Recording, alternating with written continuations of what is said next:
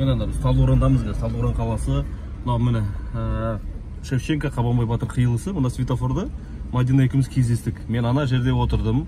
Мадина келе жатты да мен таныдым ғой, көрдім де, көрсем өтіп кетеді қасымнан. Тоқтамай өтіп кетеді. Содан кейін мен отырам да очкиім, қарап тұрсам, очкиін шешеді дағы. Даниэль, сен ба дейді. Мен де очкиім шешемде, Мадина, сен ба деп кинодағандай кездескен жеріміз. Осы светофор міне. Міне 15 жыл өтті, 2007 жылы кездескенбіз 5 августта. Бүгін міне 5 август тоже 15 жыл. 22 жыл 15 жыл өтті. И осы светофорға сол кезде өлеңде жазғам, бір әнге салатын ана бір ән бар ғой, Аққайын деген. Соны біз светофорға отырсырға. Светофорға мен келемін, бір сені күтіп, келдің де сен тағы кеттің, тоқтамай өттің.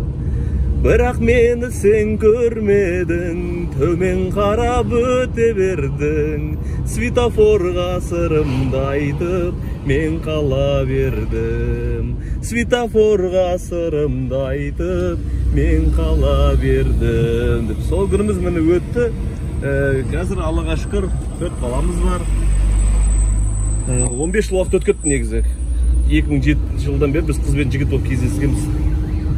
22 жылы. Отағасы Даниэль экономика ғылымдарының магистрі, мамандығы қаржыгер, телекоммуникация саласында қызмет етеді. Өлең жазып, футбол ойнағанды жақсы көреді. Болашақта кітап жазсам деген арманы да жоқ емес екен. Келіншегі Мадина банк қызметкері. Қазіргі таңда кезекті бала күту демалысында, бос уақытында кітап оқығанды және кішігірім кәсіпмен айналысқанды жақсы көреді. Даниэль мен Мадина бір мектепте оқыған екен. Жақындары оларды Қыжыбек пен Төлеген деп атайды екен. Қос ғашық бүгінде көп балалы отбасы болып, бақытты өмір сүруде. Тұңғыштары Алдияр 11 жаста. Абай оқуларының жеңімпазы. Екінші жылдары Мадияр 9 жаста. Фортепиано ойнағанды ұнатады. Көптеген байқаулардың жүлдегері. Осы екі ұлдан өзге ерлі зайыптылардың 5 жастағы Кәусар және 4 айлық Саруара есімді қыздары бар екен. Солай ғой? Ал енді бағдарламаға